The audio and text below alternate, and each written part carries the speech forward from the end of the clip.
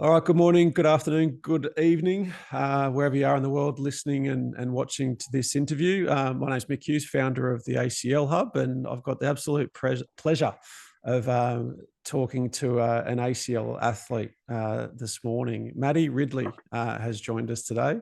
Hi, Maddi, and welcome. Hey, how you going? Thank you. Thank you for joining us. Maddi, Maddi, we've got people who read and watch my stuff. I don't know why, but they do, from far and wide. So we've got people from the UK and America and locally here in Australia and New Zealand. So for those that don't know anything about netball, Maddi's a netball athlete here in Australia, particularly you guys in the States who have probably never seen the game of netball ever played. But Maddi's a netball athlete who plays for the Queensland Firebirds here in Australia. She's a training partner, and unfortunately this year she injured her ACL. Or was it late last year? January this year. What a bugger. What a crap way to start the year.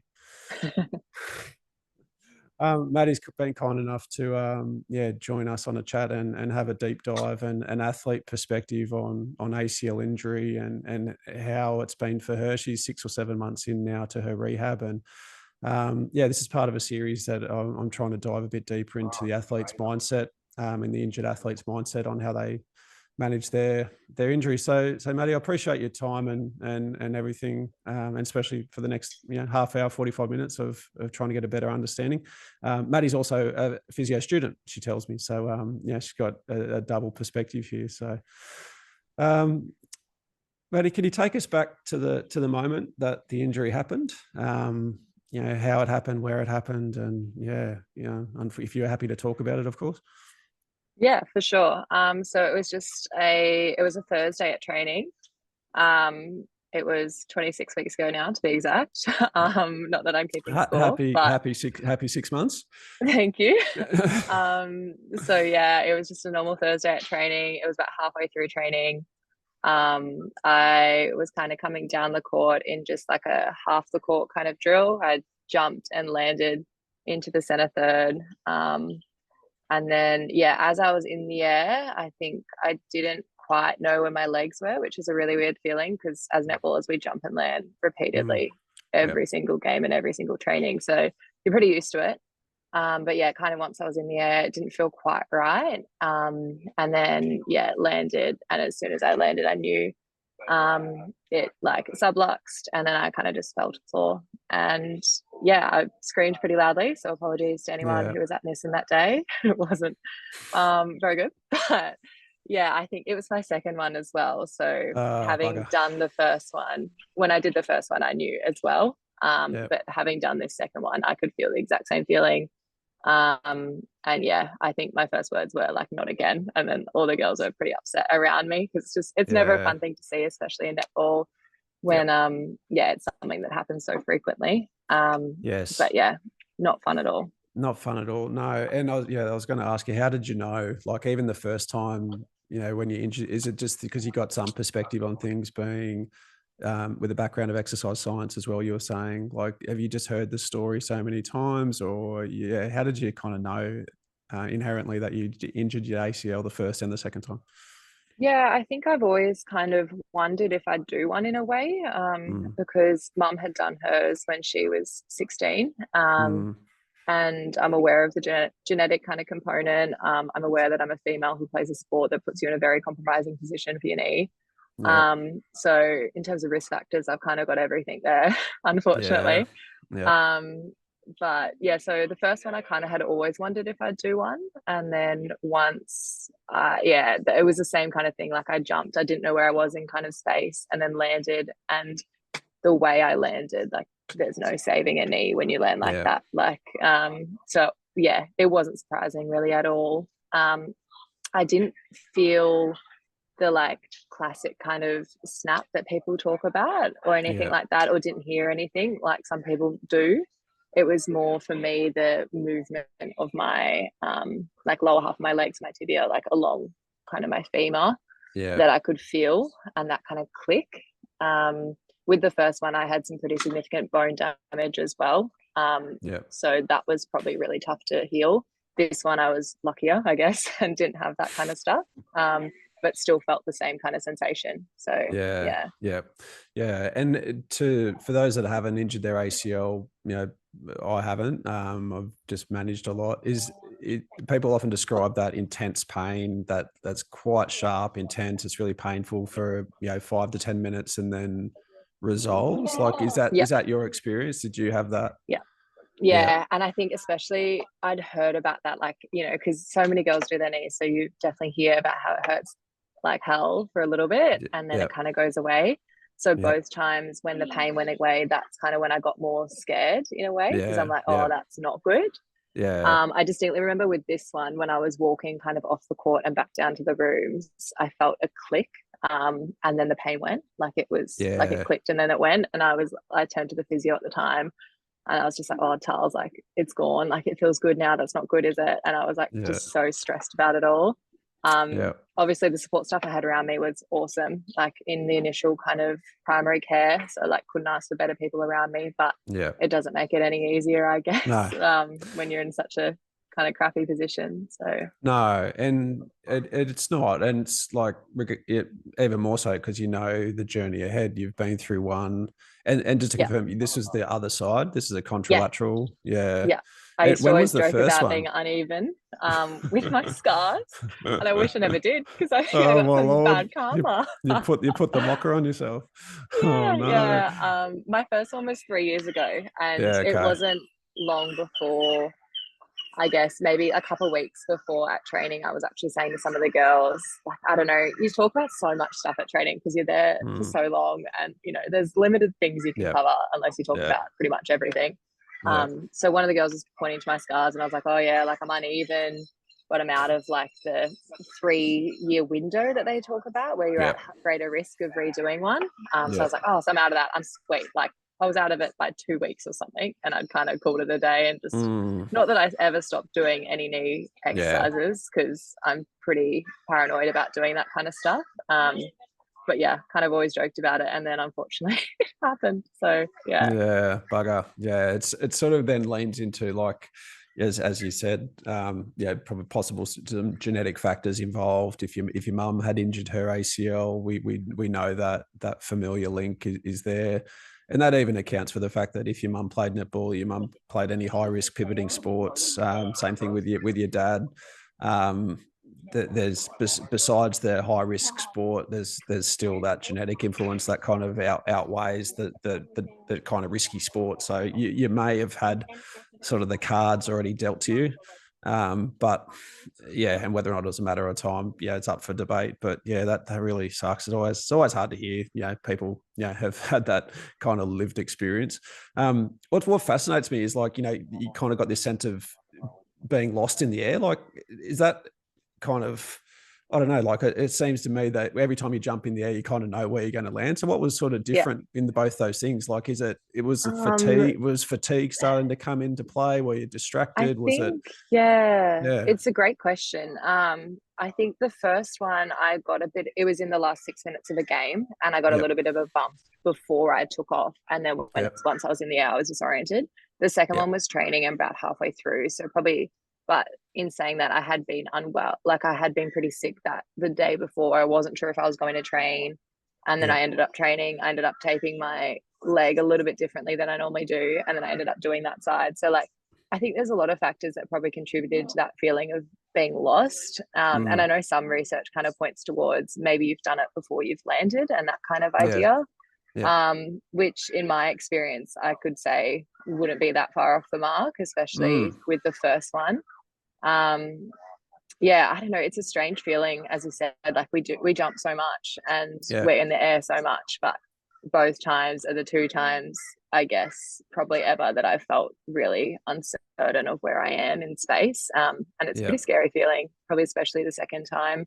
I know you're not in the air for that long, but it's enough for you to have a few thoughts. So yeah, yeah, yeah, it for was pretty sure. scary the Oh, second time, definitely. yeah, like we talk, like gymnasts talk about getting the twisties, like Mm, just not being able to sort of really put into context what's going on in their brain, but also to connect about where they're going to land, and that's quite a yeah. dangerous and unnerving feeling, I could imagine. Yeah, Yeah. that's interesting. Yeah, that sucks.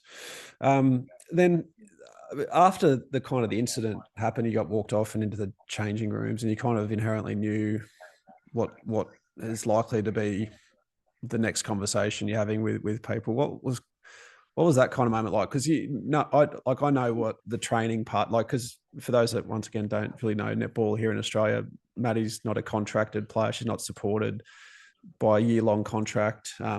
She gets paid to sort of turn up and be a training partner. But it's very small amount. She's got to study. She's got to work part-time. Like, forgive me if I'm wrong. Like, that's kind of like you have to often work a lot harder in a way, like to make ends meet, and you got to juggle multiple things. You just probably don't have the luxury of having a professional contract where you probably don't have to sort of worry about other things so much. What was that kind of like for you? Like, was it stressful, emotional? Tell us, I guess, that side of the coin. Yeah, I think probably the first 6 to 8 weeks were some of the most of this knee were some of the most stressful times of my life. I live away from my family, so my whole family's down in Melbourne.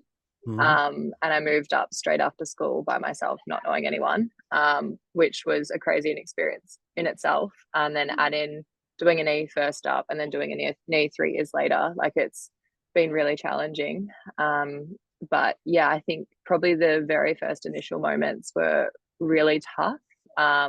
I remember just looking at the physio lying on the table, and I was like, oh God, like, I've got to tell my mum, which is just like, my mum's like my biggest supporter. I'll cry thinking about it, but she's actually, she's just unreal. It's like you're in trouble. You got to tell your mum. Oh no, I'm gonna be in trouble.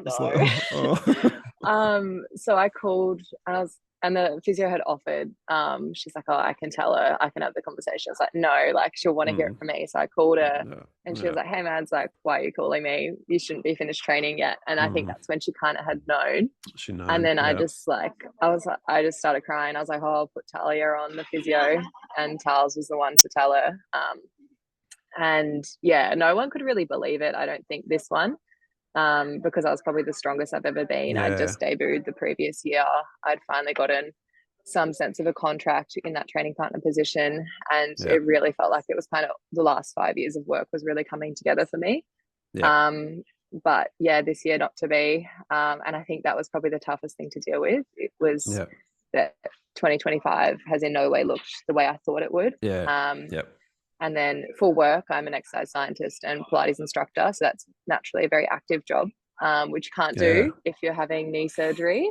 So yeah, I went back home to Melbourne to have my surgery like I did the first time, and didn't work for about 6 to 8 weeks, which was challenging financially and, stress wise. But made it work, back at work now, making ends meet again. And yeah, uni wise, I only started into a new program this year. So I remember hobbling in on orientation day, barely being able to walk. But I haven't missed a class yet. So I don't really like the excuse for a knee being an excuse. I try to make it work where I can. But yeah, stressful I would say would be the overarching word. Oh, definitely. But I think just being away from home and being away from those social supports. Because how old are you? I'm 23.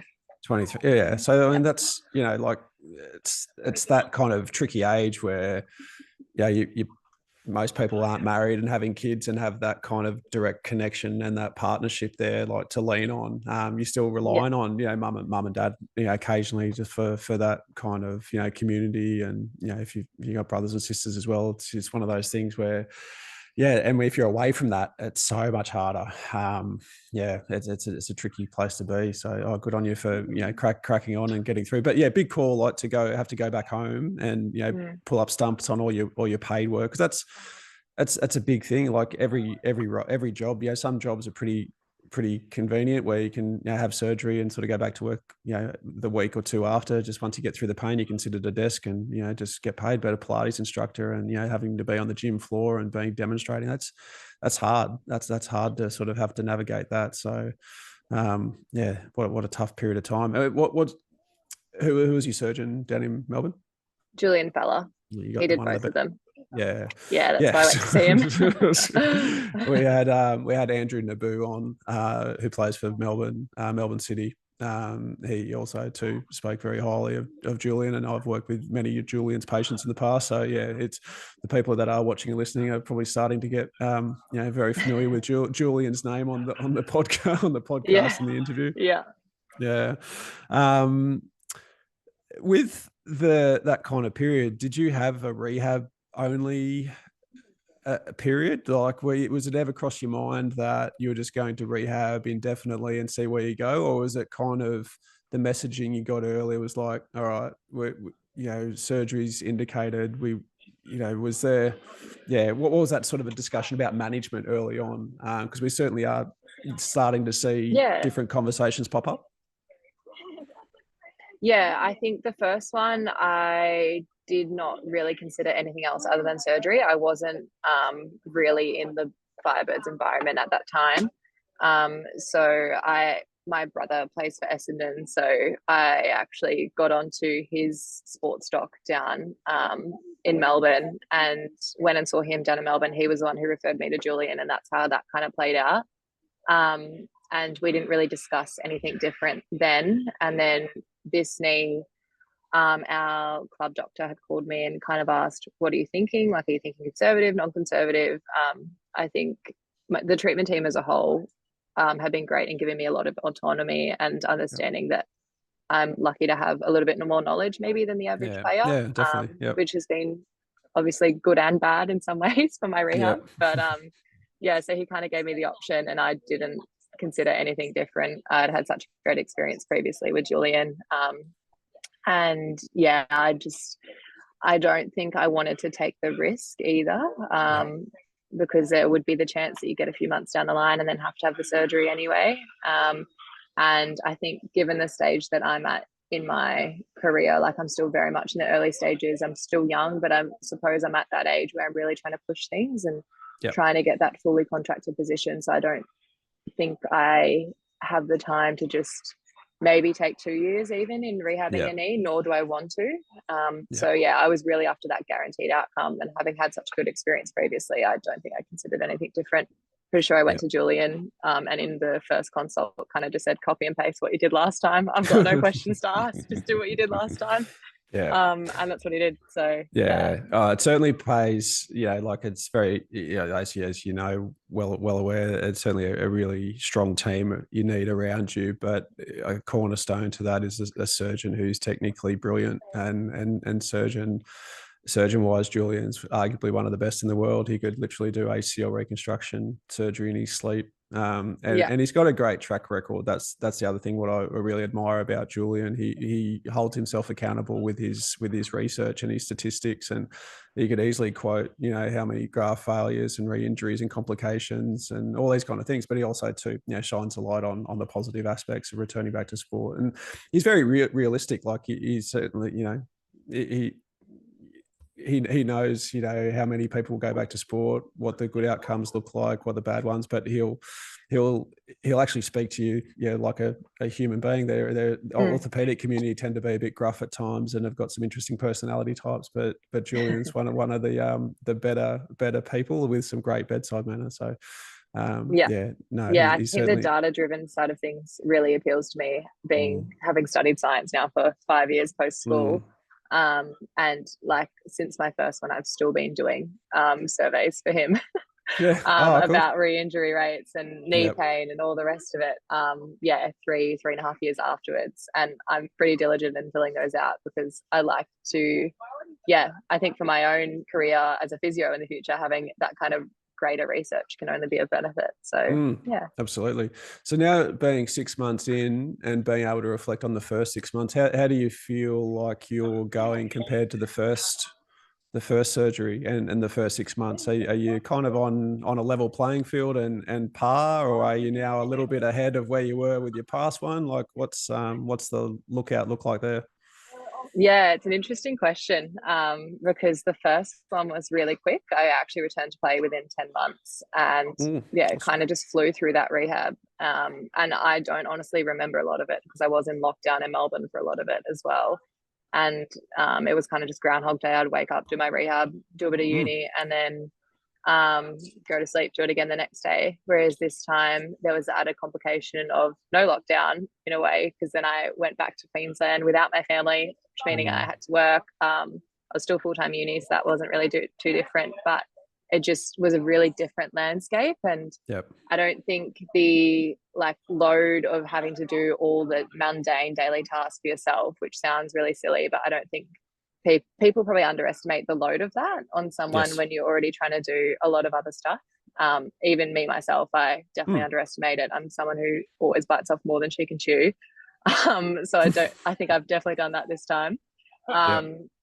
But yeah, they are completely different knees, and I've come to learn that it's probably not great to be comparing them all the time, although it's good to have some kind of baseline to reflect upon. I'm really trying to get out of the comparison mindset, because my first knee I ran at 12 weeks. This knee I'm 24 weeks post tomorrow and still haven't run yet. I'm hopefully due to run tomorrow or next week, so hopefully we'll see how we go. Have you had a different graft? Is there changes there same surgically? Graft, just very different treatment team and very different approach. Our physios have kind of slowed everything down, and I've had a lot better access to more accurate testing as well. So I've been doing repeated biodex tests, a lot of forced deck testing, which I didn't have access to in Melbourne in lockdown, obviously. So we've got better metrics to kind of understand exactly where I'm at, rather than just you can do 10 single leg squats, you're fine. There's been actually proper muscle group testing where we're looking at things as to like my quads, like my body is great at compensating for a movement and doing everything it can do to use anything but my quads, which we've come to learn. So really hammering like just the basics and getting everything absolutely as strong as we can before we start to add that running load. We're at the point now where I've just come out of a really heavy strength block for the last probably about 8 weeks, which was probably the hardest I've ever trained in my whole life. Like it was really challenging. And then off the back of that have retested like my biodex, which did improve a fair bit. It's still got ways to go, but I still also have probably 6 months to go, so that's okay. But yeah, so now looking at reintroducing that running for about 4 weeks or so, and then we'll probably hold that running load and then go back into a strength block. And then the other thing too with a rehab in a team sport is also considering where the team is at. And where we have access to bodies. So the girls will be going on some blackout leave in about a month or so. So I won't have access to anyone to pass for me or to to actually play netball with me. So it's layering in your different rehab bits to suit that as well, which is something that I don't think, well, I never considered, to be quite honest. Because you're kind of just focused on yourself in a way. So the logistics of it in the context of a team environment is really interesting. It's different, isn't it? And obviously different to when you're in Melbourne. You weren't as a training partner with the Vixens or Collingwood or anything like that. You were kind of just me in the garage gym. I was going to say, where was your gym set? It must have been at home. Knocking out reps in the gym at home. And that in itself, you like you said, it's fascinating seeing. Like you'd imagine, like COVID lockdown, you'd think it would have been a lot harder. But if all you've got in your days is to go and train, like it just that maintenance and consistency in your rehab just allows you to build good rehab processes.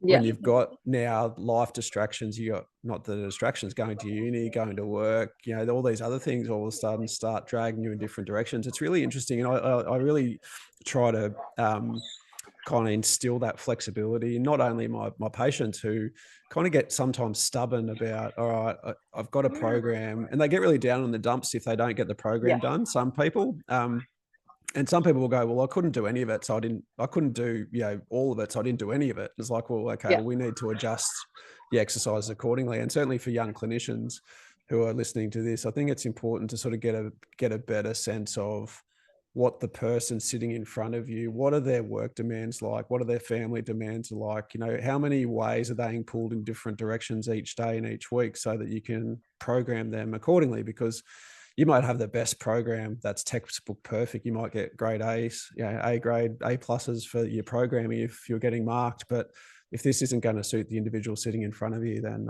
it's gonna fall flat. So yeah, it's fascinating to hear. It's things are probably a bit slower this time around, but I think that not comparing yourself, I think it's an important mindset to have too, because you could really get into some dark places if you really sort of hung up on the fact that you're now 3 months behind where you were the last time around. Because certainly a marathon, not a sprint, as I was always often say to my patients. It's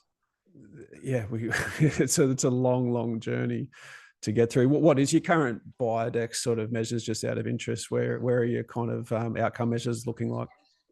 Yeah, so my right hand side is pretty much gold standard. Like, she's looking really good. So my leg extension is sitting at about, I think it's 288% of newtons per body weight, or per kilo body weight, which around 300 is our goal.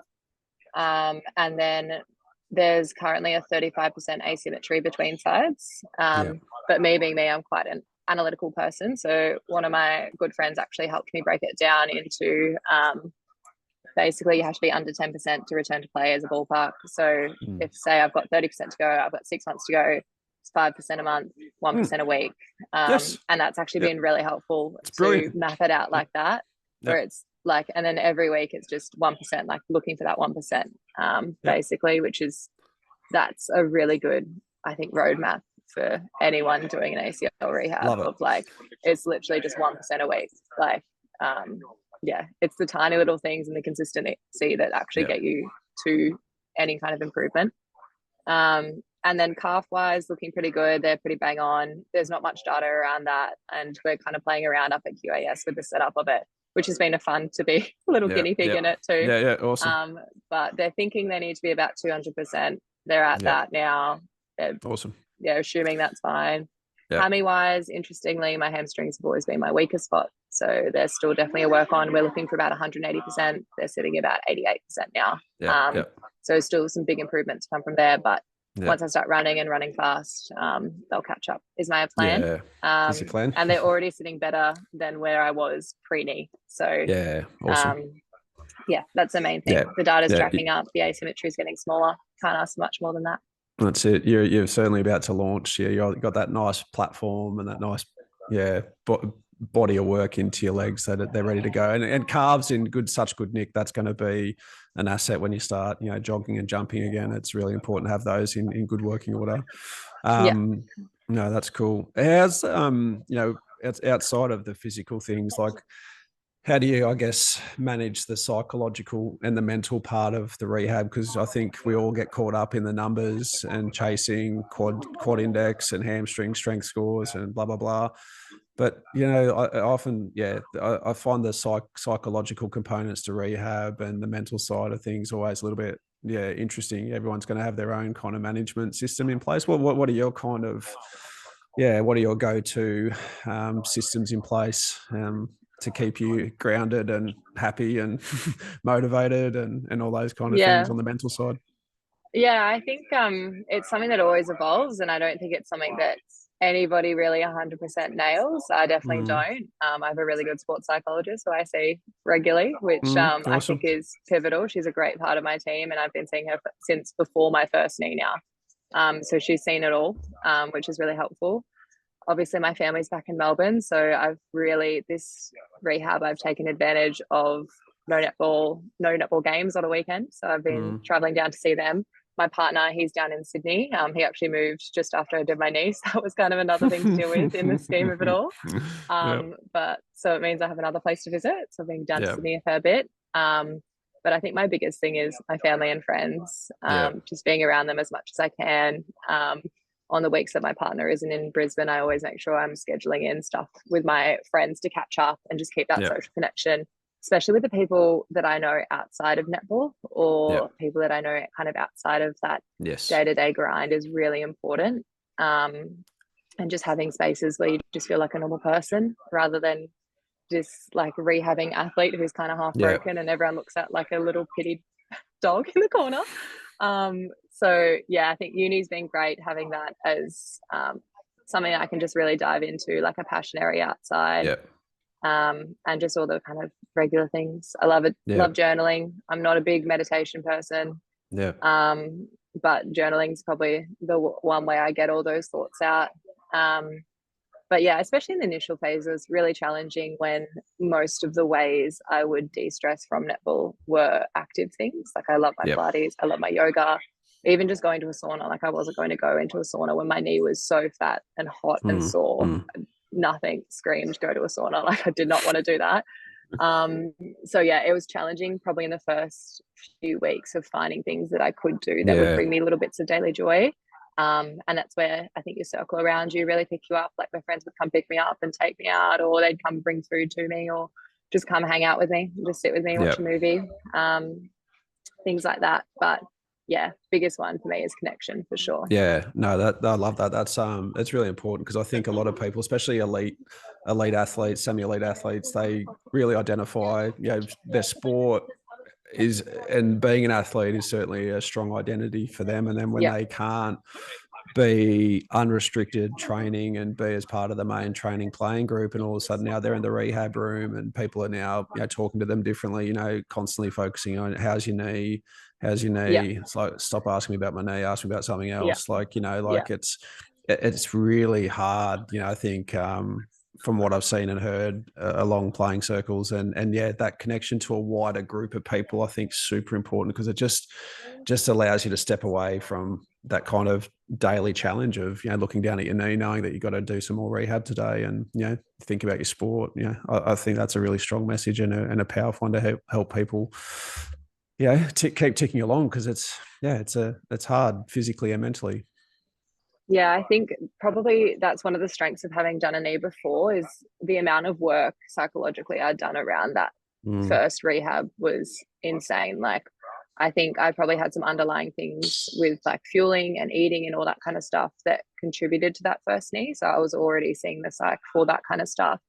And then being able to then kind of delve into the rehab side of stuff. And then we just went so far in depth into identity, values, and all that kind of stuff, which as a 19-year-old, which I was at the time, was just like, you're coming out of school and you've just woken up, gone to school, gone to training, gone to bed, and done that pretty much since I was 9. Like I just hadn't considered much else other than I play netball. I like school. Like I hadn't really considered much at all. So to really delve into that at such a young age, when I just moved away from home and had this massive injury, was really valuable. And then I think I'd done so much work in rewriting who I was as a person outside of netball in that time, that when my debut came last year, it was such a happy moment, but it didn't define my life. And I think that was almost something really challenging to deal with in itself. Was I thought it was going to make my whole life better, but it didn't. Like I was so proud of myself, and it was an absolutely awesome day, and I'm so grateful for the opportunity, and I'm still 100% chasing my netball goals, but it doesn't define me in the way that it once did. So having done that work and then coming into this rehab, I think was just a blessing. Like I'm so grateful that I'd done that previously. Yeah, that's awesome. So if you were never to play a professional game of netball ever again, you can still go off and live your best life and be happy and comfortable with that. Yeah, I think it'd really, it'd be a challenging thought to come to terms with for sure. But I think I know the kind of person I want to be, and I'd rather lead with that and, be happy with who I am as a human, rather than consistently chasing something and, not being as good a person. Like I think being a good human first and then focusing on that athletic side of things as well is really important. Yep. Love that. That's awesome.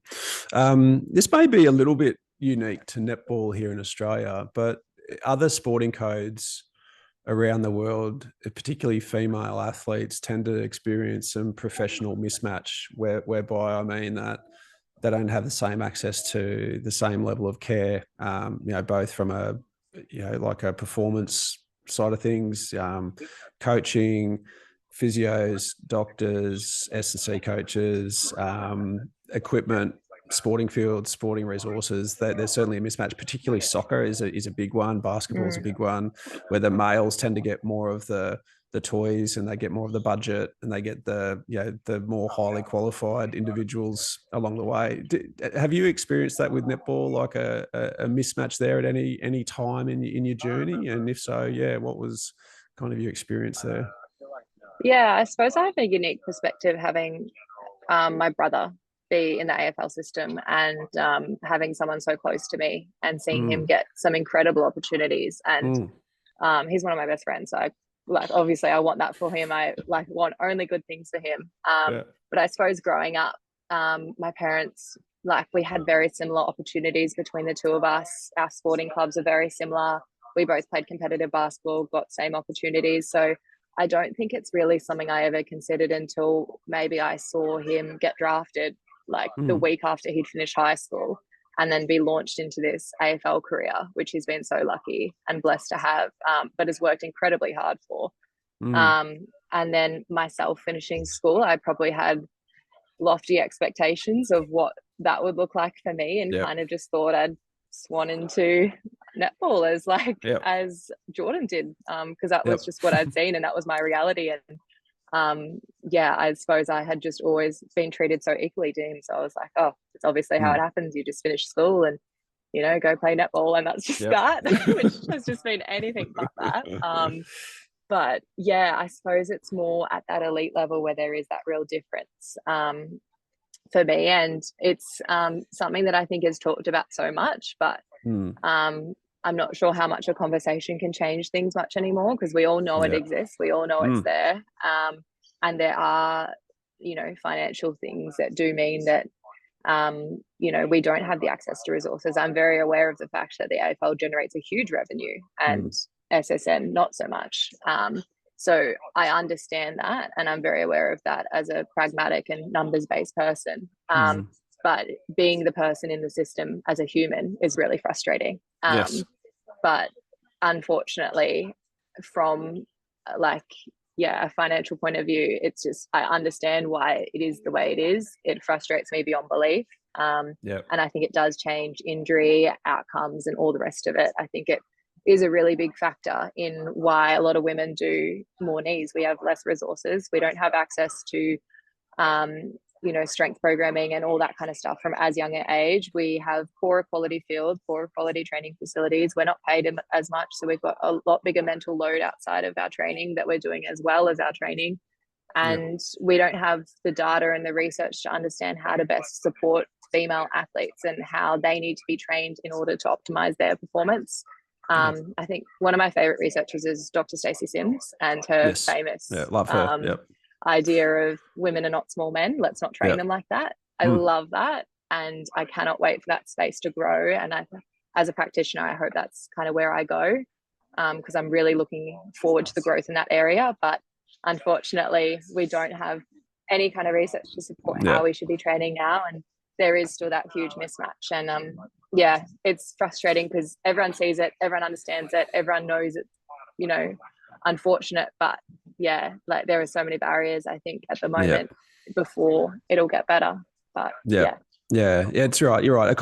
This conversation necessarily won't be the thing that changes it, but the more we talk about it, the more we get out in public forums and platforms. And I know La Trobe University are doing great things there with the AFL women's, and they're constantly sort of looking into breaking down these barriers. And there's obviously other research groups around the world that are certainly raising the standards of women's health and women athletes. But you're right, as it currently stands, like a lot of the research is currently not only dominated by men in terms of researchers, but especially sports science and sports physio. A lot of the study designs are largely men and male driven. Percentages of men and males in the research study designs are just so biased towards men. So it's going to be a work in progress, but the success of the Matildas in the last couple of years, I think, is going to be a really positive change. And obviously netball being so huge in Australia and New Zealand, and hopefully if it can get onto the world stage at the Olympic Games in Brisbane or in years to come, become more of a world sport. It's such a brilliant sport. Like yeah, I describe netball to my American and Canadian friends, and they're just like, "Oh man, that sport sounds awesome." It's like I just say it's basketball without a backboard, and they're like, "Oh, Basketball, but better." and you can't dribble, and you have to just jump and land." They're like, "Holy crap, that's going to be so hard." It's like, yeah, it's hard, and you should watch it. These women are amazing. So yeah, it's important to have these conversations. So yeah, we'll continue to drive them, Maddie. I understand you got to go to class soon, so I won't take too much of your time, too much longer of your time. What's one unexpected kind of finding this time around in your rehab? You know, probably not reflecting on your last one, knowing this one's probably been a different ride. What's sort of something unexpected that's sort of popped out of this one, either positive or negative, in the last 6 months?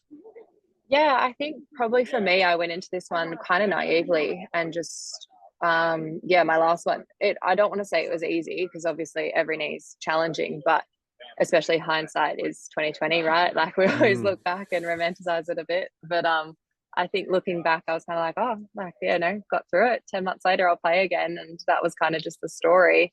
I did end up with lots of injuries off the back of that one. So that's kind of another caveat to that. But so I kind of went into this and was just ready to attack it, which I think is such a great way to start, but then was pretty quickly knocked down repeatedly, and was really down for a while with how it was going, just because I had such high expectations of myself, which I think I always set. But in this context, when things are so variable, it's not always the best thing for you. And I think when you have like things like the ACL protocols, which are always kind of like, oh yeah, 12 weeks you run, blah, blah, blah. Like, you know, that's the kind of standards. Not hitting those benchmarks as someone who likes to tick every box was hard, especially when I knew all the benchmarks because I'm studying physio, like it's kind of repeatedly spoken about in class. So I think that was probably the hardest thing. But just coming to understand that every injury, every knee is so different. And yeah, like there's so many different ways to attack a rehab, and they're not necessarily better or worse. They just are.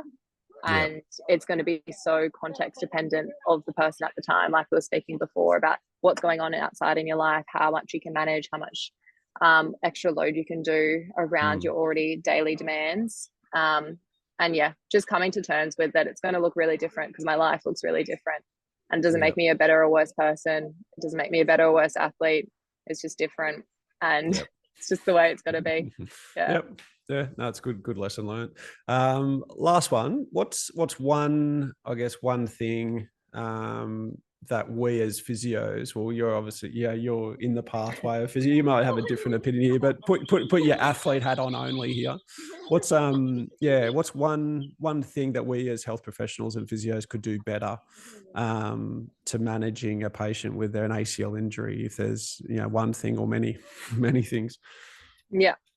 Yeah, I think for me it all just comes back to the context of someone's life. Like I think in so many first year subjects in any degree, you're kind of taught about, any health degree, you're taught about the biopsychosocial model, and that's kind of gets hammered into you. And you just think about it as, you don't really put it into context, I don't think, until you come across someone who it's really applicable for.